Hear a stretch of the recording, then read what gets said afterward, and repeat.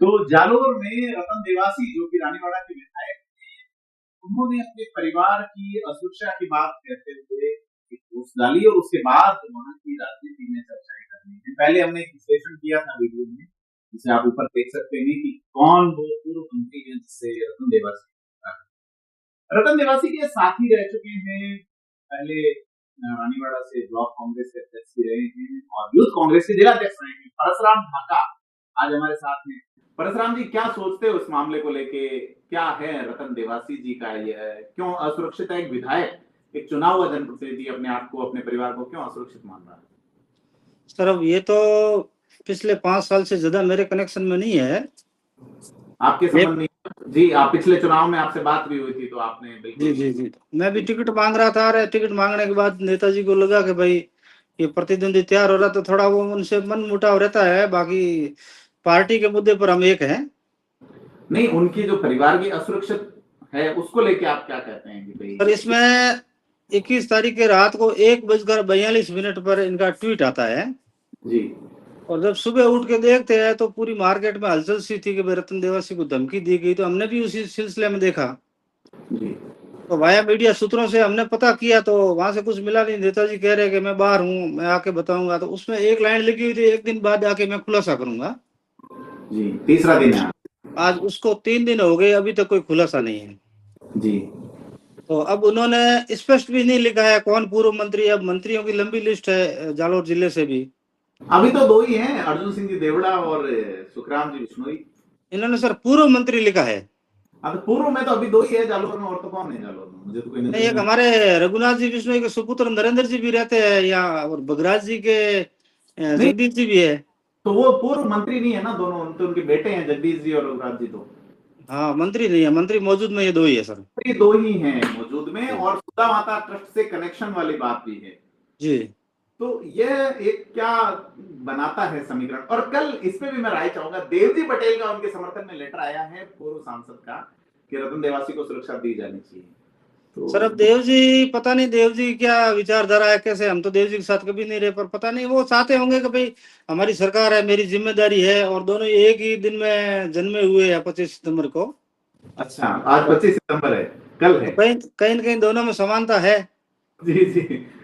तो वो इन या वजह तो जी। वो अपने अरस्तु ने कहा था कि जो व्यक्ति समाज में नहीं रहता वो या तो देवदूत है या फिर पशु है। जी। तो अब ये दोनों ही बहुत ज्यादा ज्यादा ब्रिलियंट लोग हैं। अब जहाँ से अपने सोचना बंद करते हैं, वहां से सोचना शुरू करते हैं, तो हो सकता है इनके दिमाग में क्या चल रहा है। मैं ये जानना चाह रहा हूँ रानीवाड़ा में क्या चर्चा है चल रही? तो रानीवाड़ा में ये चर्चा चल रही है कि नेताजी को धमकी किसने दी। तो फिर हमने हमारे, जब इतनी बड़ी बात है, पूरी राजस्थान में हलचल मच रही है, तो फिर वो जाहिर सी बात है कि आदमी खोज तो करेगा ही। जी बिल्कुल, आप जैसा सक्रिय आदमी, जिस तरह मतलब बातों के फटकारों में आपका कोई जवाब नहीं है तो। तो हमने भी खोज करी, हमने भी इसमें जांच करी, तो जांच में कुछ नहीं आया। हालांकि सुखराम जी के पुत्र भूपेंद्र जी से हमारी बात हुई, राघवेंद्र सिंह जी से कोई हमने पूछा भाई क्या हुआ, आपने कोई ऐसे कोई धमकी वगैरह दी क्या। उन्होंने कहा यार हमको तो कोई पता ही नहीं है इस बारे में। जी। तो मैं आपके चैनल के माध्यम से कहना चाहूंगा, जी। या रतन जी चाहे कैसे भी हो, कुछ भी हो, हमारी विचारधारा मिलती नहीं मिलती, लेकिन मानवता के नाते, पार्टी के नाते, अगर रतन देवासी को किसी ने धमकी दी है तो प्रशासन पे जाए। जो तरीका बना हुआ है, जैसे संविधान लिखा है अम्बेडकर जी ने, 2 साल 11 मास 18 दिन लगे, तो अपने लिए लिखा है, जाहिर सी बात है। जी बिल्कुल। उसमें बहुत सारी धाराएं हैं, उपधाराएं हैं, तो उनके तहत आपको प्रोसीजर करना चाहिए। और अगर आप हैदराबाद में थे, तो आजकल तो सारी हिंदुस्तान में व्यवस्था है, आईपीसी कोड लगा हुआ था। आप हैदराबाद में भी पुलिस स्टेशन जाके 0 नंबर की एफआईआर दर्ज करवा सकते थे, जी बिल्कुल। तो वो नहीं कर रहे हो। और अगर कोई है तो आप अगर प्रशासन को नहीं बता सकते हो, बहुत ज्यादा धमकी भय में हो, तो आप जी। हमें बताएं, हमें एक मैसेज करके बता दो। मैं वादा करता हूं प्रदीप जी के शाम तक हम उन मंत्री और मंत्री पुत्र को पकड़ कर आपके यहाँ लाके खड़ा कर देंगे। बोले आप कौन होते धमकी देने वाले हमारे नेता को। जी बिल्कुल। नहीं तो क्यों किया होगा? ये बातें तो सारी डोमेन में आ गई। क्या कारण लगता है? परसराम ढाका की इन्वेस्टिगेशन क्या कहती है? क्या कारण? कई बातें हैं, कास्ट बेस पे बातें आ रही है कि राजपूतों का और विश्नोइयों का एक कनेक्शन है सांचौर में और रानीवाड़ा में, क्योंकि जी सांचौर विश्नोई को सपोर्ट करते हैं राजपूत, इसलिए वहां प्रधान राजपूत होता है अभी। और इधर जो है वो नारायण सिंह देवल को या बीजेपी को, मतलब जी जी तो जी। गठजोड़ को तोड़ने की कोशिश है कि कड़बी देवासी एक पैक्ट बनाया जाए, जैसा कि इस विधानसभा चुनाव में नजर भी आया। जी बना था। वहां जीवाराम चौधरी जीते, इधर रतन देवासी जीत गए, लेकिन पूराराम नहीं जीत पाए जी। इसको लेके आप क्या सोचते हैं? पॉलिटिकल आदमी हो तो पॉलिटिकल बात करते हैं सर। अब इसमें पॉलिटिकल बात तो ये होगी, पर इन्होंने अलग तरह से माहौल बनाया, समाज को ढाल बनाया, समाज को इमोशनल ब्लॉकमेल करते हैं हमेशा ये लोग जो अपने आप को समाज का बहुत बड़ा लीडर मानते हैं, और उसके बाद में इस तरह का ट्वीट करना और कहना कि भाई एक मंत्री और उसके बेटे और ट्रस्टी और कुछ अधिकारी और भी नेता मिलकर मेरे परिवार के खिलाफ साजिश रचे हैं। मतलब परिवार के खिलाफ इन्होंने क्या साजिश रची, वो तो आपको कहना पड़ेगा। जी बिल्कुल बिल्कुल। तो ये एक बहुत अलग मुद्दा हो गया। ये तो पूरा मतलब मामले को डाइवर्ट करके अपने परिवार पर लेके चले गए। तो ये तो कोई राजनीति की भाषा तो है नहीं। और रही बात सर है, नेताजी के साथ में लंबे समय से रहा हूँ, सन 2000 से हम साथ में है, इसीलिए हम आपसे बात कर रहे हैं कि आप उनकी जी। तो 2020 तक हम लगातार साथ रहे हैं जी। तो ये इस तरह के इंस्टेंट करते रहते हैं। पहले देखो सोशल मीडिया का जमाना नहीं था, चल जाता था, कोई बातें अफवाहें चलती थी और लोग इमोशनल हो जाते थे। लेकिन आज तो सच्चाई है, एविडेंस इनको देना पड़ेगा। मंत्री का नाम लेना मात्र काफी नहीं है, उसके पुत्र का नाम लेना भी काफी नहीं है, इनके साथ इनको एविडेंस भी देना। पद का नाम लिया, नाम भी नहीं लिया, कौन नहीं, एविडेंस भी देना पड़ेगा सर। अगर ये कह रहे हैं कि कल कोई मंत्री का नाम ले लिया या पुत्र का नाम ले लिया, जी बिल्कुल, तो वो लोग नहीं मानेंगे। एविडेंस देने पड़ेंगे कि आपको किस तरह से क्या धमकी दी और क्या साजिश रची गई आपके खिलाफ। जी बिल्कुल, वो चीजें इनको देनी पड़ेगी। अब देखो ये आज हैदराबाद में मौजूद है जी, और कोई व्यापारिक सिलसिले में गए हैं। कल इन्होंने शायद कोई ट्वीट देखा था मैंने, तो कोई एक गार्डन के अंदर कोई जन्मदिन मना रहे हैं। तो अब इस इतनी बड़ी आफत आ रही, उसके बाद रोम जल रहा था और नीरो बांसुरी बजा रहा है, क्या मामला है? सामाजिक जीवन तो व्यक्ति जिएगा ही सर, उसमें क्या जिएगा सर, लेकिन उनका परिवार बच्चा कहीं और है, इनके पत्नी कहीं और है, और दूसरा बच्चा कहीं और है, इनके पिताजी कहीं और है। तो इनको इकट्ठा तो होना चाहिए कि जो परिवार पे खतरा है तो वो अलग अलग क्यों बैठे? जी बिल्कुल बिल्कुल, और मिल के मंथन करना चाहिए। लेकिन मुझे पता है सर कि ये हमेशा इंस्टेंट करते रहते हैं। इनकी राजनीति में एंट्री भी इंस्टेंट के माध्यम से हुई है। हमने भी इनके साथ कई इंस्टेंट किए है ना।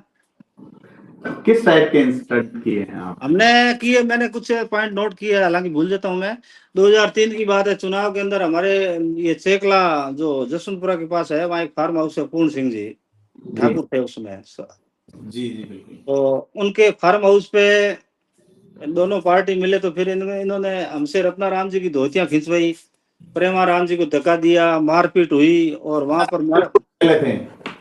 और फिर वो इन्होंने वो किया। फिर एक बार मारूवाड़ा में, आपको पता हो तो, चुनाव के दौरान 2013 का चुनाव था शायद जी, तो वहां पर इन्होंने नाटक रचा के गाड़ी का कांच फोड़ करके मेरे भरत का भाई का अपहरण करने के लिए आए थे, भूपेंद्र सिंह वगैरह जाखड़ी वाले जो जिला परिषद सदस्य हैदराबाद में।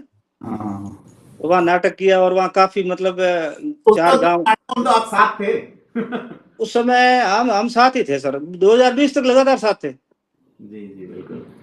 तो इनका कोई भी इंस्टेंट होता था उसके हम पार्ट होते थे जी, फिर इस तरह। जी, और कोई? और 2019 के लोकसभा के चुनाव थे, उस समय हीरपुरा में चौधरी के साथ झगड़ा करना, देवजी पटेल और आमने सामने चुनाव लड़ रहे थे जी। तो मतलब। और 2001, हाँ मजे की बात बताऊं मैं आपको, 2005 में जब ये ठाकुर साहब प्रधान बने थे बड़गांव, क्या महेंद्र सिंह रावत? हाँ रावत साहब जी। तो उस समय 3 कैंडिडेट कांग्रेस के जीते हुए इनके साथ चले गए, तो कांग्रेस अल्पमत में आ गई। फिर गेट के ऊपर है जो बाद में इनके साथी रहे, भाणाराम ग्राम सेवक, भूप सिंह जी डाबी पूर्व सरपंच और हीरालाल शाश्वत जो आज भाजपा के उपाध्यक्ष है, तो इनकी वहां मगजमारी हो गई। जरूर ये मुक्केबाजी हुई थी, किसी ने पेट पे मारा, किसी ने पीठ पे मारा। तो उस चीज को ले जाकर हमने सबने हॉस्पिटल में जाके 2 दिन पड़े रहे, नाटक किया, और फिर दूसरे दिन पेपर पे हेडलाइन बनी कि जानलेवा हमला हुआ। हालांकि उस मुकदमे में एफआईआर लगी, कुछ नहीं निकला। तो 323 का भी चालान नहीं हुआ इनका। तो रतन जी पे भी हमला हुआ था उस वक्त? हाँ, ये कह रहे थे हमला हुआ, हम तो उस समय थोड़ा डेलीगेट लेके बैठे थे, लेकिन वो जरूर धक्का मुक्की हुई थी, जो उस भीड़ थी वो तो माना जाता है सर वो क्या? हाँ, मॉब लिंचिंग टाइप थी, तो उसमें कुछ ज्यादा हुआ नहीं, लेकिन जान का खतरा बता के 3 दिन हॉस्पिटल में रहे और इंस्टेंट था एक मतलब इस तरह का। जी, तो मतलब खेल वहां लंबे समय से चलते रहे हैं। जी। तो ये अकेले इधर से ही चलते हैं या दूसरी ओर से भी रहा? तो वहां देखो, एक तो रहा है कि एक जाति वर्ग का दबदबा रहा है, पुराने समय से सामंतशाही व्यवस्था रही है, ये देखने में आता है। तो क्या दूसरे वर्ग की ओर से भी ऐसा है क्या? नहीं, दूसरा सर ऐसा ऐसा कोई नेता यहाँ नहीं है। हाँ, वैसे ही जालोर चिड़े में लगभग ऐसा धमकी वाला और इस तरह ये आपको पूर्वी राजस्थान में, उत्तरी राजस्थान में मिलेगा नहीं, गुंडा वाला मामला, ये वो उधर थोड़े थोड़े बहुत इनके गुण मिलते हैं पूरा राम जी से। पूरा राम जी जो अभी भीनमाल से वर्तमान हाँ, विधायक। पूर्व विधायक, तो वो एक बार उन्होंने पाली के पास नाटक किया था, फायरिंग करवाई सुरक्षा के मामले में, मतलब कमांडो मिल जाए, मेरे को रिवॉल्वर का लाइसेंस मिल जाए। जब सरकार ने सभी विधायकों के गन लाइसेंस रिन्यू नहीं किए थे, ऐसा कोई जी मामला, जी जी। टायर फटा था और ये कहा था भी मेरे पे फायर हो गया। पुलिस ने हाँ, उस पर एफआईआर दी थी, वो मामला मुझे याद है, 2016 की बात है, जी जी जी। 15-16 की जी। बाकी दूसरा नाटकबाज जैसा नेता अपने जालोर शरीफ में वर्तमान में कोई नहीं है। तो क्या कारण, वो तो विधायक बने हुए हैं, उनको क्यों जरूरत है? वैसे आजकल बहुत चल रहे हैं सोशल मीडिया रील वाले नेता खासे प्रभावी, लेकिन रतन देवासी तो ऑर्डिनरी मामलों में भी खासे चर्चा में रहते हैं, वायरल होते हैं, फिर वो ऐसा क्यों करेंगे? अब सर क्या लंबा समय होता है, 5 साल में लोगों की समस्याएं होती है और लोग मतलब कोई समस्या नहीं बताए, बहुत सारी समस्या है क्षेत्र में, उस पर तो ध्यान देते नहीं है। रील बनाना और इस तरह के इंस्टेंट करना, यूं करते करते 5 साल गुजारना। अब सीधी सी बात, अगर राजनीति के अंदर भी लो प्रेशर तो बनता ही है। जैसे ही लो प्रेशर बनता है, ये ऐसा सिवकू पर छोड़ते हैं, अगर ये जनता यहाँ की घूमती रहती है। पंचायत राज चुनाव आने वाले हैं, क्या इससे कोई कनेक्शन? जी, इससे भी कनेक्शन है। ये अपनी मिसेज को जिला प्रमुख बनाना चाहते हैं जालोर से। तो अभी तो डिक्लेयर ही नहीं हुई सीट, किसकी रहेगी, क्या रहेगी, स्पेसिमेन भी नहीं हुआ। देखो साहब, डिक्लेयर तो बच्चा पैदा 9 महीने बाद होता है, लेकिन तैयारियां तो पहले से करनी पड़ती है, गोद भराई तो। परशुराम जी, तो जैसे आप बता रहे हैं कि वायरल वाला और ये दौर अब जालोर जैसे जिले में भी आ चुका है, जहां अक्सर जाजम और सभा वाली पॉलिटिक्स होती रहेगी। जी जी जी। तो और कोई बात जो आप बताना चाहें हमें? एक हमने ये सुना है कि पारिवारिक कोई मामला है। जी जी। ये क्या है इशू? ये इशू ऐसे है कि इसके लड़के ने कोई रील बनाई थी जी। तो उसको मैं ईमानदारी से, जब आप मेरे सामने, तो मैं ईमानदारी से कहूंगा, इन्होंने बच्चे ने रीलें बनाई कुछ और कुछ लड़कियों के साथ फोटो थे इनकी खुद की आईडी से उठा के, और वो फोटो आए थे। तो ये लड़का कह रहा है कि भाई ये शिलाजीत है, इसको खाओ और ये मेरे चैनल को फॉलो और लाइक करो। तो हमने कर्टसी के नाते हमने वो फॉलो और लाइक कर दिया। हमारा एक ग्रुप बना हुआ है रानीवाड़ा की आवाज, जी। जो हमेशा चर्चा में रहता है। जी जी। तो उस पर लाइक और फॉलो हमने कर दिया। हमने ये सोचा कि भाई एमएलए साहब का लड़का है, 22-23 साल का लड़का है, अगर वो कह रहा है तो अपनी लड़ाई अपनी जगह है। तो लाइक और फॉलो और शेयर हमने किया जगह जगह। तो इनको बुरा लग गया, फिर ये आपस में झगड़े रात को 1 बजे बॉम्बे में। फिर एक अबोध बालक को अगर मारपीट करते और फिर पत्नी के साथ भी आप घरेलू हिंसा करते हो, तो अच्छी बात नहीं है। जहां तक मैं पुष्टि नहीं करता, लेकिन मुझे जो सूचना मिली उसकी बात कर रहा हूँ। ये अपुष्ट चीजें हैं, पर खैर ये व्यक्तिगत मामले हैं। पर मुझे ये लगता है पर्सनली कि कोई भी व्यक्ति पे इस तरह से धमकी या ये अगर बात आ रही, क्यों कहीं ना कहीं बात हुई है भाई, रतन देवासी से कहीं तो प्रूफ मांगा जाएगा, तो वो कुछ प्रूफ तो पेश कर ही पाएंगे, लगता तो है। बिल्कुल सर, हमने तो ये जगह जगह निवेदन किया। कल सुबह हम ज्ञापन भी देंगे एसडीएम साहब रानीवाड़ा को। जी। क्या रतन देवासी अगर धमकी मिली इनको, बहुत ज्यादा अगर मिली है, ये कहने की स्थिति में नहीं है, तो आप स्व संज्ञान लीजिए प्रशासन की तरफ से और एफआईआर दर्ज करो। वाला भी नजर नहीं आ रहा जालोर में, खास करके कि एक विधायक जो है, चुनाव विधायक, और उसको अगर धमकी मिली तो प्रशासन को अपने लेवल पे ही जांच तो करनी चाहिए, लेकिन बड़े पैमाने नहीं, इसमें सर, इसमें कानून व्यवस्था और सरकार की भी किरकिरी हो रही है। अगर एक विधायक इस तरह का अगर झूठा बयान देता है तो गलत बात है, अगर सही बयान देता है तो संबंधित व्यक्ति के खिलाफ कार्रवाई करें। जी, झूठा है या सही, ये तो जांच का विषय है, जांच जी। होगी। अपना तो यही है कि जांच तो हो कम से कम। और रतन देवासी जो कि बाहर है, वो आने पे तो खुलासा करेंगे, कब आते हैं वो देखने वाले, लेकिन सरकार को अपने दम पे करना चाहिए कि चाहे नहीं सर, विधायक इन्होंने एक मैं बीच में बताऊंगा कि खुलासा इनको यहाँ आके क्यों करना चाहिए, जब इन्होंने ट्वीट भी तो मुंबई से किया है। 1 बजकर रात को 1 बजकर 42 मिनट पर ट्वीट किया जाता है क्या आदमी को? ना, वो कोई सब ऐसी परिस्थिति रही होगी, देखो आप, अब आप नहीं, तो उस समय भी आप लोकेशन निकाल दीजिए, बॉम्बे में थे। तो 1 बजकर 42 मिनट पर रात को कौन जागता है और कौन ट्वीट करता है और किस तरह का इसकी परिस्थितियां रही होगी, और रात को 2 बजे क्या कर रहे थे, कौन सा नशा कर रहे थे या क्या सोच रहे थे? अब ये तो एक ब्रह्म मुहूर्त का समय था। ब्रह्म तो इसके बाद होता है, ये तो बहुत रात्रि का समय है। तो पता नहीं कोई राक्षसी का समय होगा। परशुराम जी, ये कई सारी चीजें, कास्ट वाला एंगल है कि भाई एक देवजी पटेल वाला एंगल भी निकल के आया है। अब जैसे उन्होंने, क्योंकि आजकल वो ज्यादातर सक्रिय नहीं है राजनीति में, उनका तीसरे चौथे स्थान पे रहे थे, शायद तीसरे स्थान पे सांचौर में जमानत जब्त होने के बाद। हाँ तो वो भी कुछ राजनीतिक एंगल उसमें तलाश रहे हैं शायद। हाँ, हो सकता है। अब नेता नेता तो 15 जगह से सोचता है सर। जी जी। तो उनको ऐसा लग रहा होगा कि भोले भाले रबारी है, 20-22 हजार वोट है, जो वो मुझे मिल जाए कुछ चौधरियों के है यूं करके। और सुखराम जी और अगर रतन जी का विवाद बढ़ता है तो जाहिर सी बात है कि जब बंदर बांट होती है तो फायदा तीसरे को होता ही है। सुखराम जी से क्या उनका पंगा है? ऐसा कहते हैं ना, सुखराम जी चुनाव तो उस वजह से हारे थे जो कांग्रेस के वो एक कोई प्रत्याशी थे जो बसपा से चुनाव लड़े थे, उनके कारण हारे थे। अब वो शमशेर अली चुनाव लड़े थे, उनको खड़ा करने में, सपोर्ट करने में पूरी रतन देवासी की जो रानीवाड़ा की टीम थी, जी।